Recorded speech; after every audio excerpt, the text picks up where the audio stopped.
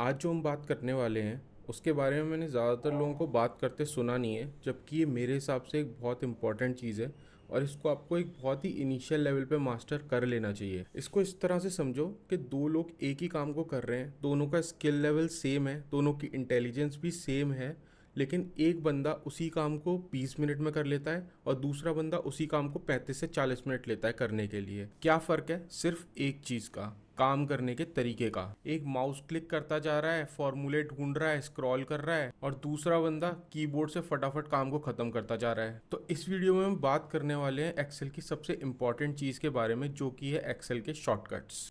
Hustle hard, no raise in sight. Still say thanks with fake delight. Laptop on, spine says goodbye, but we got goals to justify.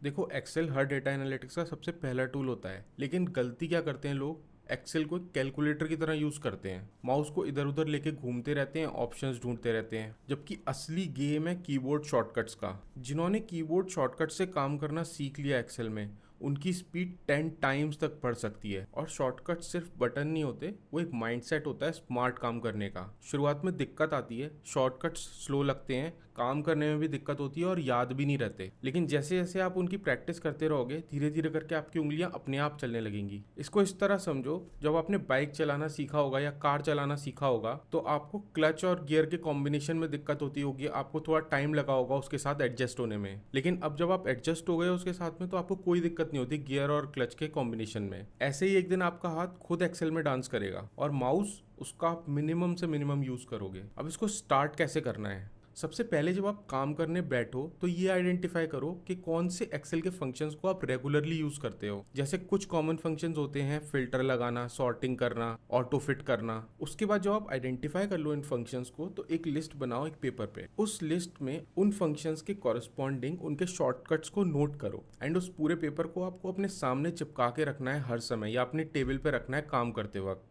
And जब भी वो functions आपके use में आए, आप फटाफट उस पेपर को उठाओ, उसमें से वो शॉर्टकट देखो एंड उसको कीबोर्ड के थ्रू इम्प्लीमेंट करने की कोशिश करो। दिन में 10-12 बार करोगे, अपने आप याद हो जाएगा और एक हफ्ते के अंदर आपकी मसल मेमोरी डेवलप हो जाएगी, एंड उसके बाद आपके हाथ अपने आप ही चलने लगेंगे और आपको उस पेपर की भी ज़रूरत नहीं पड़ेगी। एक्सेल का एक मेजर फीचर है जिसको की टिप्स कहते हैं।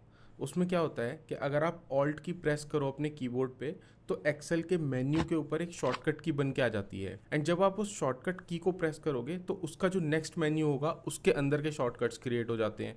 तो इस तरीके से आप कॉम्बिनेशन बना सकते हो अपने फंक्शंस की, जो कि आपको मेन्यू बार में दिख रहे हैं। तो उन कॉम्बिनेशंस को बना के आप नोट कर लो एंड फिर उनको यूज़ करो अपने डे टू डे वर्क में। इसका अगर मैं बेसिक सा एग्जाम्पल दिखाऊँ आपको अपने सिस्टम पे, तो फटाफट से इसको देखते हैं एक बार। तो इसको इस तरीके से समझते हैं कि हमारे पास एक डेटा सेट है। अभी के लिए हम 3 कॉलम मान रहे हैं कि हमारे पास 3 कॉलम है, name, first name of the user and last name of the user. अब आप देखोगे कि ये ऑटो फिट नहीं है सारे कॉलम्स, लेकिन मुझे इनको ऑटो फिट करना है। अब डेली बेसिस पे मुझे ऑटो फिट का काम तो करना ही होता है डेटा सेट पे अपने। तो मैं क्या करूँगा, सबसे पहले मुझे करना क्या है, मुझे आगे देखना है कि मेरे को जो फंक्शनैलिटी यूज़ करनी है वो मेरे मेन्यू बार में कहाँ पर है। तो मुझे पता है कि होम के अंदर, फॉर्मेट के अंदर ऑटो फिट कॉलम विथ करके एक फंक्शन होता है, जिसको मैं अगर सेलेक्ट करूंगा तो वो ऑटो एडजस्ट कर देता है कॉलम्स को। तो अब मैं क्या करूंगा, मैं जाऊंगा कीबोर्ड से अपने तीनों कॉलम्स को फटाफट से सेलेक्ट करूंगा और मैं ऑल्ट की दबाऊंगा। अब जब मैं ऑल्ट की दबाऊंगा तो देखो उसने हर मेन्यू आइटम के नीचे एक उसका की टिप ऐड कर दिया है। अब मैं देखूंगा कि मेरा फंक्शन यहाँ पे फॉर्मेट में था, तो फॉर्मेट आता है होम टैब के अंदर। तो होम टैब का फर्स्ट शॉर्टकट है एच, तो मैं एच प्रेस करूंगा। तो जैसे ही मैं एच प्रेस करूंगा, वो होम के अंदर के जितने भी फंक्शंस अवेलेबल हैं उन सब का शॉर्टकट दे देगा मेरे को। अब मुझे पता है कि मुझे फॉर्मेट के अंदर जाना है, तो फॉर्मेट का शॉर्टकट है ओ।